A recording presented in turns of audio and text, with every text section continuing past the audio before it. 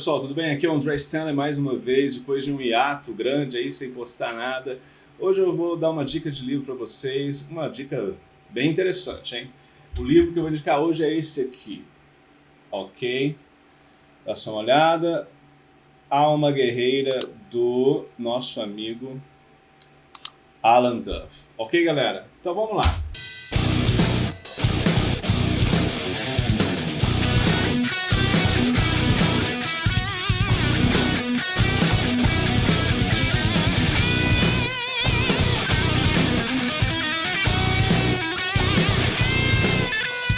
Filho da mãe, pensa ela, olhando pela janela da cozinha. Filho da mãe branco sortudo, naquela casa de 2 andares que Beth vislumbrava por entre as velhas árvores enormes, cercada por sua ó tão segura orla verde, pastagem ondulada, enquanto ela estala a língua. Ao inferno com ele! Boa sorte para ele, se não estivesse tão mal-humorada.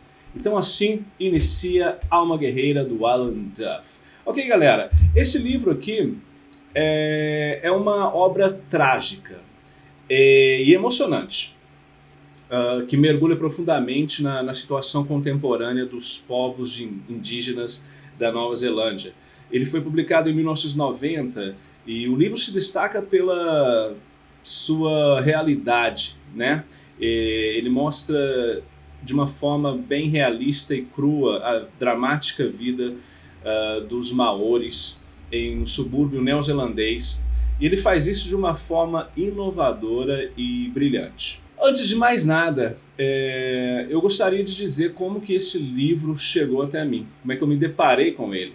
Lá pelos idos da década de 90, quando eu tinha lá meus 16, meus 15 anos por ali, o meu irmão, ele alugou uma fita de vídeo de um filme. Sim, era uma fita de vídeo, eu sou bem velho, naquela época nem o DVD tinha chegado ainda na minha cidade. Então esse meu irmão, ele alugou essa fita, que era de um filme chamado O Amor e a Fúria. Eu acho que o filme chamou a atenção dele por causa da capa, que mostrava um cara com o rosto todo tatuado. Aliás, essa é exatamente a capa do filme também, né? Inclusive, ele era tatuador, então a gente se interessava muito por tatuagem naquela época e tal. E eu realmente gostei do filme. Eu assisti, adorei, né? Era o tipo de filme que a gente vinha consumindo naquela época, né? Filmes que retratavam a violência urbana e como as classes marginalizadas enfrentavam, né, os desafios da sociedade. Enfim, era um assunto que era bem consumido entre os adolescentes cabeludos, metaleiros da época da década de 90. O mais curioso é que o filme era neozelandês, ou seja, algo novo pra gente naquela época. A gente estava acostumado a assistir filmes americanos e europeus, no máximo. Aquela era a primeira vez que eu assistia um filme da Nova Zelândia. Como eu desenvolvo muito facilmente um hiperfoco por coisas fora do convencional, aquele filme me fez pesquisar sobre a história da Nova Zelândia, a história da cultura da Nova Zelândia e tudo mais, de forma ininterrupta, ali durante umas 2 semanas ou mais. E recentemente, agora em 2024, eu estava fazendo uma disciplina de literatura contemporânea em língua inglesa na faculdade, e eu me lembrei dessa pesquisa que eu havia feito para esse filme neozelandês. E agora, com as facilidades da internet, né, eu descobri que o filme era baseado em um livro de um escritor chamado Alan Duff. E eu pesquisei, né, pela internet e encontrei a obra por R$15, galera. Eu paguei R$15 nesse livro aqui, né? Ele já tá meio velhinho, mas vocês podem ver que as minhas anotações são muito relevantes, né? E finalmente, né, depois de 30 anos que eu havia assistido o filme, eu finalmente li a obra que o inspirou, né? E eu posso dizer que foi uma experiência bastante enriquecedora. O autor, ele inicia o livro apresentando Beth Heck, como a gente viu no início do vídeo, que é uma protagonista da história, uma das protagonistas da história. Através de uma narrativa cadenciada e pontuada, o narrador busca expor de forma objetiva e crua, né, os pensamentos dos personagens por meio de um discurso indireto livre. Ou seja, o leitor ele é conduzido por um intercalamento, né, entre a narração em terceira pessoa e os pensamentos, muitas vezes disruptivos, né, dos personagens.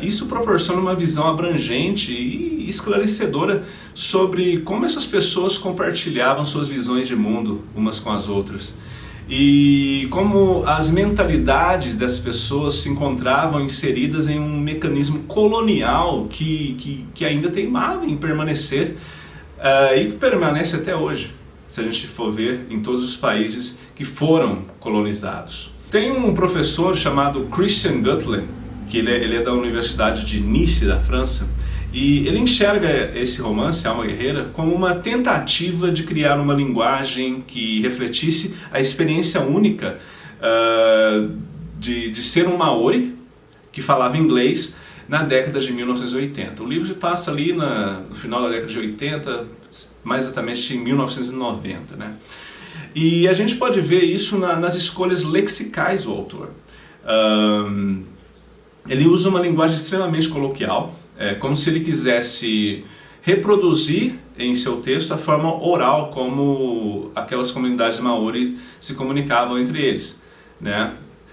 Colocar no papel a forma oral da língua. O ritmo, né, da escrita ela é marcada, ela é cortada, picotada o tempo todo. Ele não é fluido como os romances convencionais, né? É como se o autor obedecesse a um ritmo tribal marcado por uma batida de tambor, sem deixar as frases fluírem, né, por muito tempo. Ele interrompe elas. Essa foi a minha impressão também. É muito interessante isso. E isso para mim, que tem TDAH, facilitou bastante. Eu gosto de frases bem curtas. Para compreender a história, além de exigir do leitor uma certa familiaridade com o fluxo de consciência, né, e com o discurso indireto livre,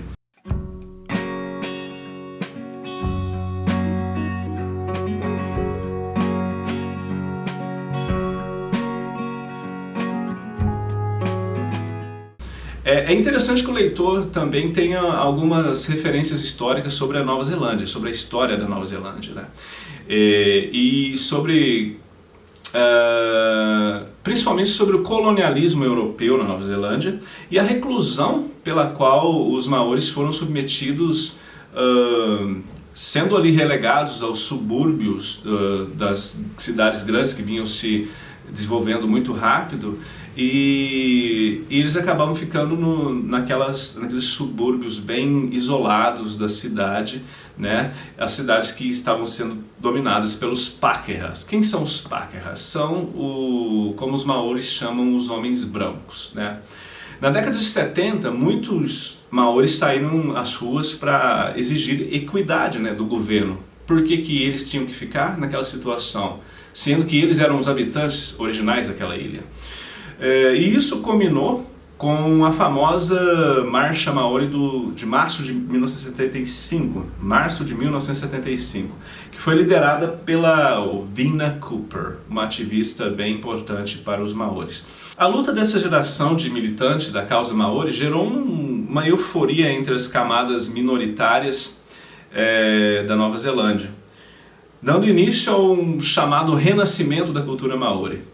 Esse fenômeno que se espalhou pelo mundo, né, a gente pode ver isso, a gente pode perceber essas manifestações culturais dos maoris em suas tatuagens típicas, por exemplo, se tornou meio que uma febre, né, a tatuagem maori, tudo, aquela tartaruga, uma raia, tudo nos formatos tribais, né, dos maoris.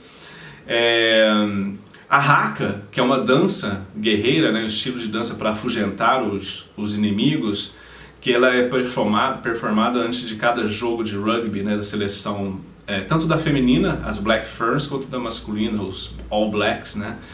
E é interessante demais como esse renascimento da cultura se espalhou pelo mundo. E a gente pode ver isso também até mesmo em blockbusters, né, Hollywood. Você vê que o Avatar, do James Cameron, esse mais recente, ele tem os personagens com as faces tatuadas, e foi muito baseado ali nos povos indígenas da Polinésia, e os maoris também fazem parte dessa cultura, né? E também o desenho da Disney, né, a Moana, que é inspirada na cultura e na mitologia maori. A Moana, que aliás está nos cinemas, a sequência, né, nesse momento. Os temas principais da obra giram em torno da difícil vida da população maori nos subúrbios urbanos, e tem que conviver diariamente com a guerra entre gangues, que nem a polícia se atreve a enfrentar, o uso de drogas por crianças e adolescentes negligenciados pelos pais, que se encontram muito ocupados, né, bebendo nos bares da cidade, e a falta de perspectiva de futuro. A forma como a mentalidade do povo maori se tornou colonizada e autodepreciativa é algo que aparece várias vezes nesse romance. É como se eles não acreditassem em sua própria capacidade de gerir suas vidas. Com isso eles simplesmente se confortam com suas vidas miseráveis e refutam qualquer probabilidade ou possibilidade de um dia estarem em pé de igualdade com os Pakeha, que sempre conduziram, né, os rumos do país. O livro conta a história da família Heck, que vive em Pine Block. Pine Block é tipo uma favela, um bairro bem pobre, cuja totalidade da população é maori, então podemos dizer que é um bairro maori, assim como nos Estados Unidos tem os bairros negros, né? Então é um bairro maori onde 75% da população recebe seguro-desemprego, né? Então, ou seja, muitas dessas pessoas nem buscam mais emprego, já perderam qualquer perspectiva de futuro para para sua vida e tudo mais. E a Beth Heck, que é uma das protagonistas do romance, ela atribui todas essas mazelas vividas pelo seu povo como um problema da raça. Então vocês notam como a mentalidade deles estão colonizadas até hoje. A Beth Heck, ela é constantemente espancada pelo marido, o Jake The Muss. Ele tem esse apelido The Muss porque ele é musculoso. Ele é um homem conhecido por não levar desaforo para casa, e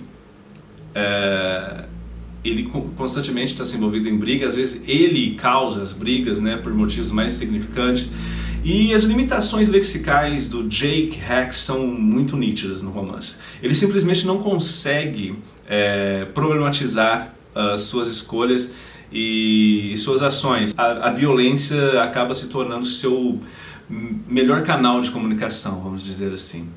Apesar do alcoolismo estrutural do casal, eles têm que cuidar de 6 filhos, né? O Nig, que é o filho mais velho, ele está fortemente envolvido aí num processo de iniciação para entrar numa gangue, para ser membro de uma gangue, que são os Brown Fists, que é uma gangue local de Pine Block, que é um pessoal muito barra pesada. Os caras usam tatuagens faciais assim para assustar, eles aterrorizam a cidade, estão envolvidos com crime e tudo mais. Temos também a Grace Heck, que é uma adolescente de 12 anos. A Grace é a única da família que se sente legitimamente atraída pelos estudos e que realmente vislumbra ser alguém na vida, tem uma perspectiva de futuro, né? E tem também o Boogie, né, que é o apelido do menino. Se eu não me engano, o nome dele é Mark, né? Ele é mais novo que a Grace, e ele foi pego roubando pela polícia. Então, no início do romance, a gente já sabe que ele está prestes a ser enviado a um reformatório. É tipo uma FEBEM, né? E os outros 3 filhos são bem crianças, são bem pequenos ainda, eles não têm tanta participação na história. A Grace, em muitas ocasiões, ela faz o papel de mãe, quando a Beth se encontra bêbada demais, ou então com o rosto desfigurado por ter apanhado do marido, né?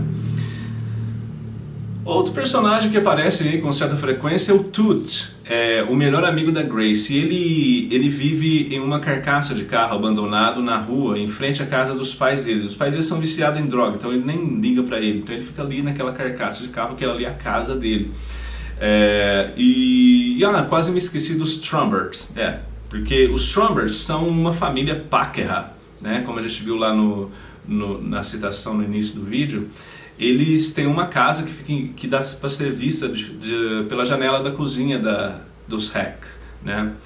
E eles são os brancos, então, que moram nessa casa grande. E eles são os donos de uma fazenda, eles são proprietários de terra. E isso não é por acaso, galera, porque os Trumbers, eles representam aqui nesse romance os colonos ingleses que eram grandes latifundiários e que dividiam as terras da Nova Zelândia entre eles, né? Relegando os maoris a bolsões populacionais cada vez menores e se tornando, depois no século XX, os subúrbios pobres das grandes cidades. O livro se destaca pelo seu viés pós-colonial, ao abordar os desafios vividos pelos maoris da década de 90, pela ótica deles próprios.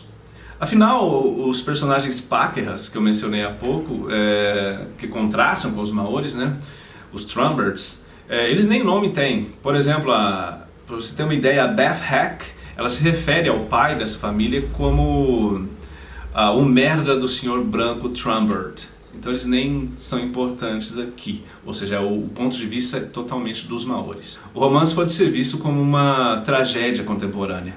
É assim que ele foi descrito pelo professor espanhol Francisco Wallhead. Ele é da Universidade de Granada e ele escreveu um artigo bem interessante sobre esse romance. Para ele, Alma Guerreira tem muitos elementos convergentes com as antigas tragédias gregas. Lendo o livro por esse viés, galera, é possível notar que ele trata de problemas graves em nível social. Elementos que contrastam, né, com a comédia, por exemplo. Outro fator que o define como uma tragédia são as questões que ele suscita no leitor. Por que sofremos? Por que os seres humanos têm que permanecer eternamente sendo dilacerados, né, por essas dicotomias entre os conceitos de bem, mal, verdade, mentira, engano? As causas do nosso sofrimento, elas são inerentes a nós, inerentes ao ser humano? Podemos evitá-las? Ou tudo acontece pelo simples capricho dos deuses, né, que a gente pode chamar aqui pelo destino? Sendo assim, não há o que possamos fazer, é só esperar que o destino chegue e é isso, né? Então são essas mesmas reflexões que a gente encontra quando a gente lê também um Édipo do Sófocles. Ou então na Medéia, né, do Eurípides, por exemplo, essas tragédias gregas que suscitam essas questões na gente. E esse romance faz o mesmo. Enfim, só para sintetizar, podemos dizer que Alma Guerreira é uma leitura desafiadora, tanto no seu aspecto estético e formal, quanto nos temas que ele aborda. No entanto, eu posso dizer para vocês que é um livro imprescindível para quem quer entender a desfiguração das culturas indígenas por séculos de dominação colonial, né, europeia, e como essas populações assimilaram o pensamento dominante, levando-os muitas vezes a se conformarem com a dominação dos seus algozes. No caso específico de Alma Guerreira, o que vemos é um esforço para inverter a perspectiva da narração, tirando ela da boca do colonizador e dando protagonismo aos povos historicamente subjugados, né, que buscam no passado do seu povo, né, forças para superar a miséria dos dias de hoje. Uma tentativa de redescoberta do orgulho coletivo de um povo. Então tá aí, galera, Alma Guerreira do Alan Duff. Vocês podem encontrar aí nos sebos da vida, né? Porque é um livro antigo, não tem relançamento. Ou se você lê em inglês, vocês podem comprar em inglês também, que tem na Amazon, ok? Então, Alma Guerreira, título original Once Were Warriors, do autor Alan Duff, esse aqui da editora Rocco, tradução do Haroldo Neto. Eu encontrei alguns errinhos de tradução aqui, não sei se é de acordo com a época e tal. O ano de lançamento de 1996, mas ele foi lançado originalmente na Nova Zelândia em 1990. Podemos chamá-lo de um romance neozelandês contemporâneo. Essa Esta edição tem 235 páginas. Ok, galera? Então é isso aí por hoje. Espero que tenham gostado. Clica aí no sininho para receber notificações. E hasta la vista.